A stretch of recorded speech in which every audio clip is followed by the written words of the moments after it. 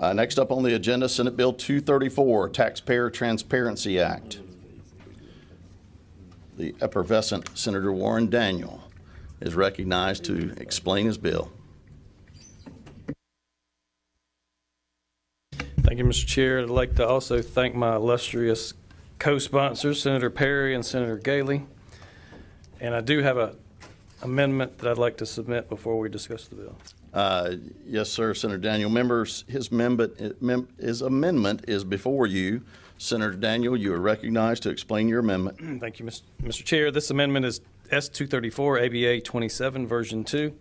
What it does is it deletes in the bill sections 5, 6, and 7 under each of the subparts, and then it adds back a new subsection 5 in both subparts that says the property tax rate applicable in determining subdivision 4 of this subsection.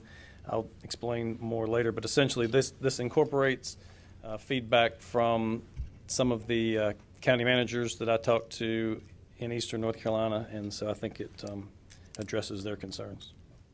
Thank you, Senator Daniel.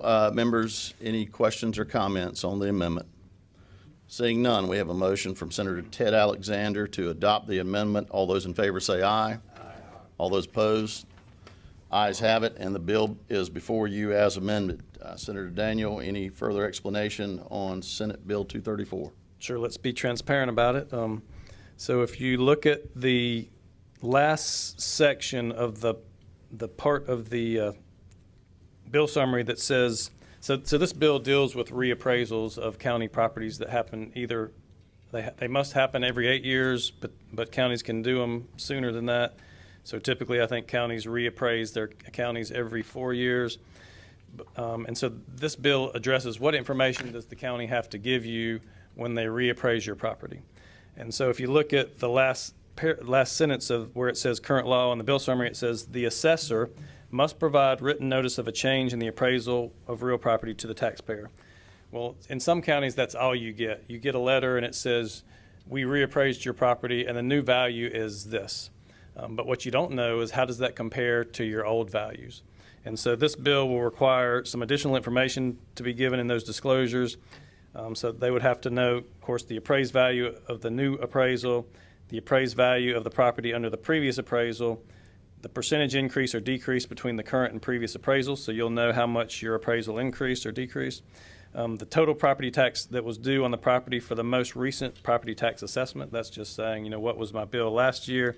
And the amendment added one final subsection that says the property tax rate applicable in determining subsection 4 of this subsection. So that just means what was my current tax bill and what is the current tax rate. Doesn't mean that's going to be the same tax rate once the county does their budget, but that's the gist of the bill. Senator Daniel, thank you for clearing all of that up. The chair would like to thank the gentleman for his kindness in speaking to those county managers in eastern North Carolina. You were very helpful and considerate. We appreciate that. Members, any other questions or comments on the bill? Anyone from the public wish to speak? Seeing no comments, have a motion from Senator Todd Johnson. And Senator Johnson's motion is favorable to the bill as amended, rolled into a proposed committee substitute with a favorable report to the committee substitute and unfavorable report to the original bill with referral to rules. All those in favor say aye. Aye. Opposed, like sign. Opinion of the chair, the ayes have it, and the bill